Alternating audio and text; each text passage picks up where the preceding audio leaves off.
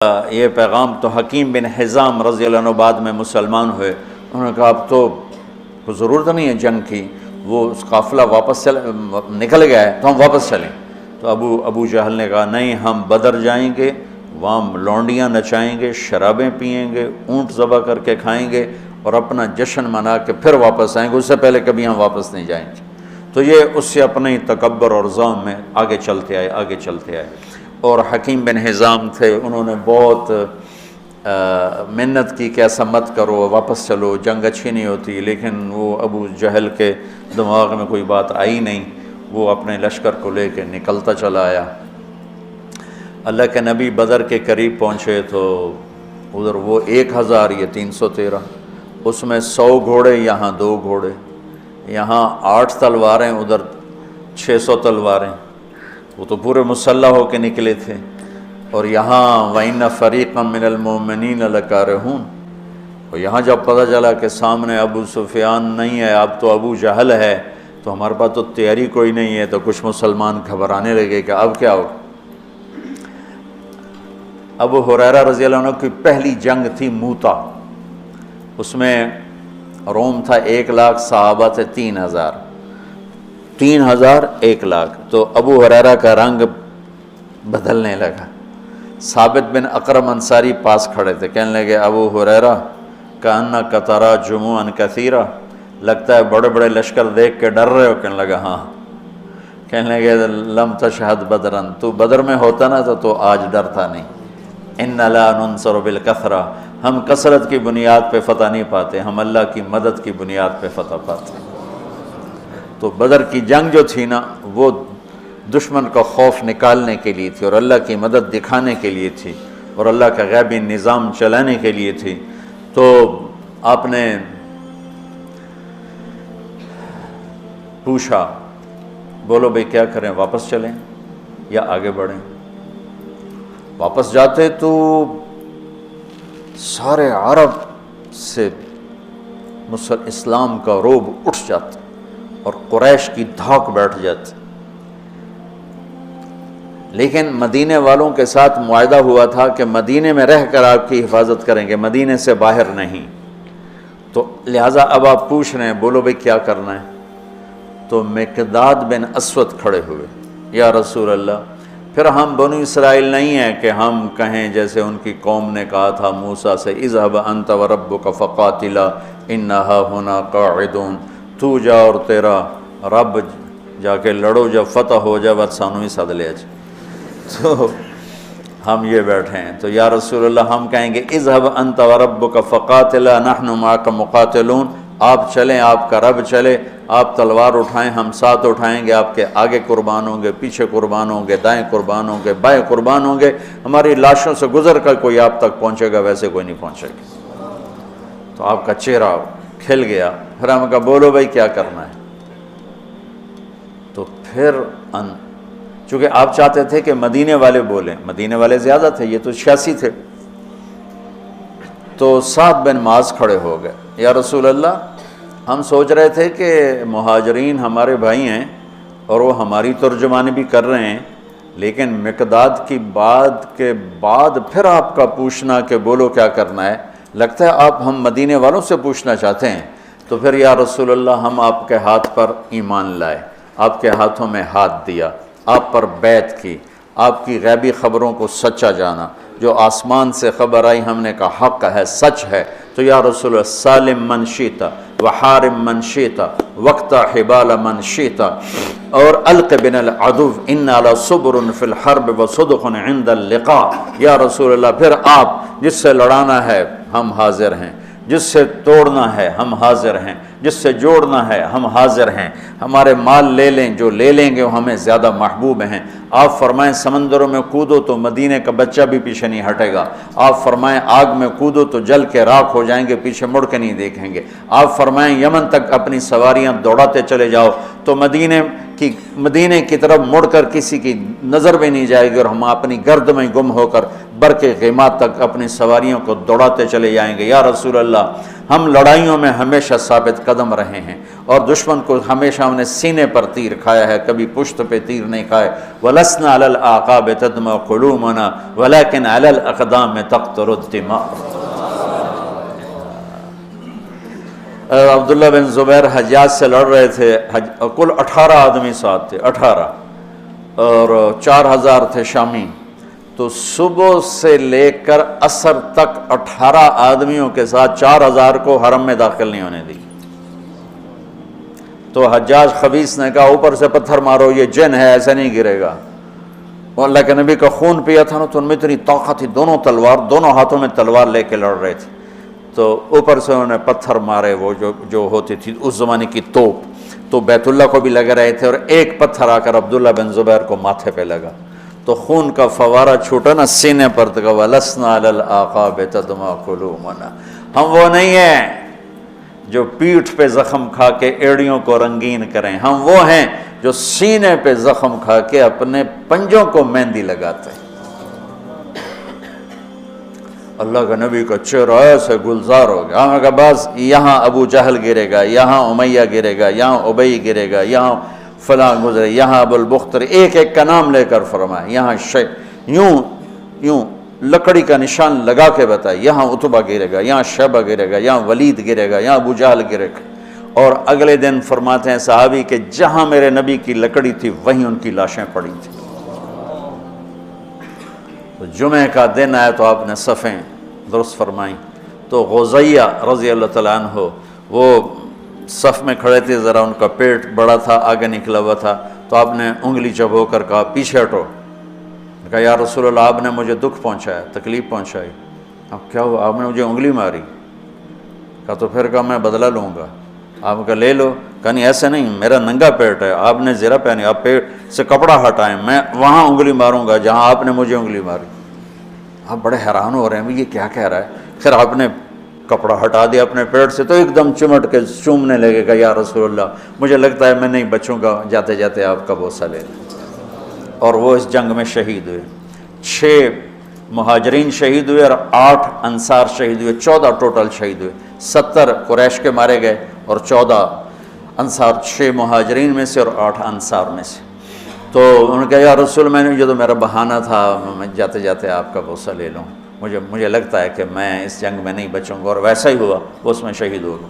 پھر آپ نے صفیں درست فرما کے فرمایا کہ جب تک وہ نہ حملہ کریں تم نے حملہ نہیں کرنا، جب تک قریب نہ آئیں تیر نہیں چلانا، چونکہ وہ تو ہتھیار ہی تھوڑے سے تھے۔ تو ادھر سے نکلا عتبہ اور شیبہ، یہ دونوں بھائی ہیں، عتبہ بن ربیعہ، شیبہ بن ربیعہ، اور ولید بن عتبہ کا بیٹا۔ یہ عجب جنگ تھی، ادھر بھائی کھڑا ہے، ادھر بھائی کھڑا، ادھر ابو حذیفہ کھڑے ہیں، ادھر ولید کھڑا ہے، دونوں بھائی، ادھر حمزہ کھڑے ہیں، ادھر عباس کھڑا ہے، ادھر بھانجا کھڑا ہے، ادھر ماموں کھڑا ہے، ادھر بڑا بھائی، ادھر چھوٹا بھائی، ادھر چچا، ادھر بھتیجا ہے۔ یہ ایسی جنگ تھی۔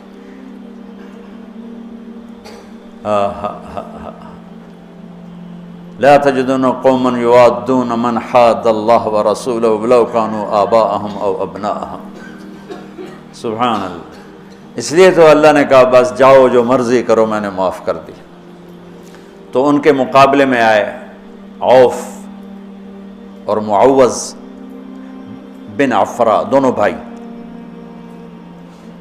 اور عبداللہ بن رواحہ۔ جب سامنے آئے تو عتبہ نے کہا کون لوگ ہو؟ کہا ہم مدینہ کے ہیں۔ کہنے لگا شریف لوگ ہو، واپس جاؤ، تم سے لڑائی نہیں ہماری۔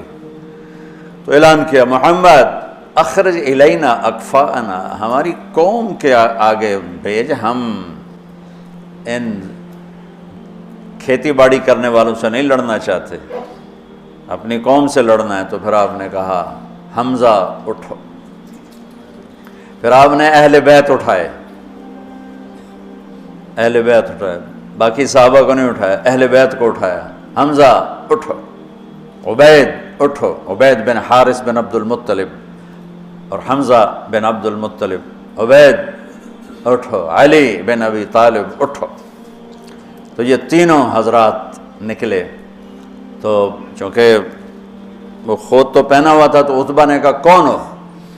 تو کہا میں حمزہ ہوں، میں عبید ہوں، میں علی ہوں۔ کہا ہاں اب ہمارے جوڑ کے ہو۔ تو علی اور عتبہ، شیبہ اور عبید، اور حمزہ علی اور ولید، عبید اور شیبہ، عتبہ اور حمزہ، یہ تین سے آمنے سامنے ہوئے۔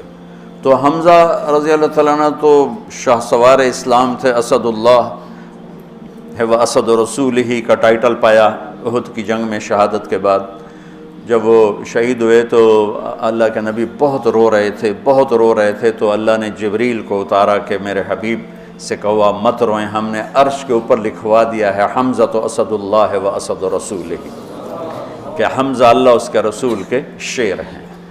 تو حمزہ نے تو پہلی وار میں عتبہ کا سر اڑا دیا، اور حضرت علی نے پہلے وار میں ولید کا سر اڑا دیا۔ شیبہ نے تلوار ماری، حضرت عبیدہ کا پاؤں کٹ گیا، ٹانگ کٹ گئی، وہ گر پڑے، بزرگ عمر کے بھی بڑے تھے۔ تو پھر دونوں نے چچا بھتیجے نے مل کر شیبہ کا بھی سر اڑا دیا، اور عبید کو اٹھا کر لائے تو آپ کے قدموں میں پڑھ کر کہنے لگے یا رسول اللہ میں شہید ہوں۔ آپ نے کہا تو شہید ہے اور میں گواہ ہوں۔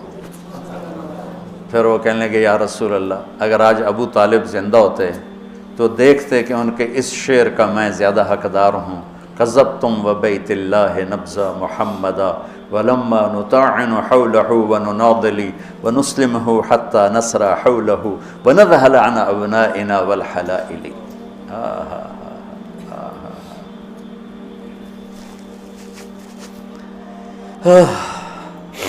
آپ نے فرمایا سچ کہتے ہو، سچ کہتے ہو۔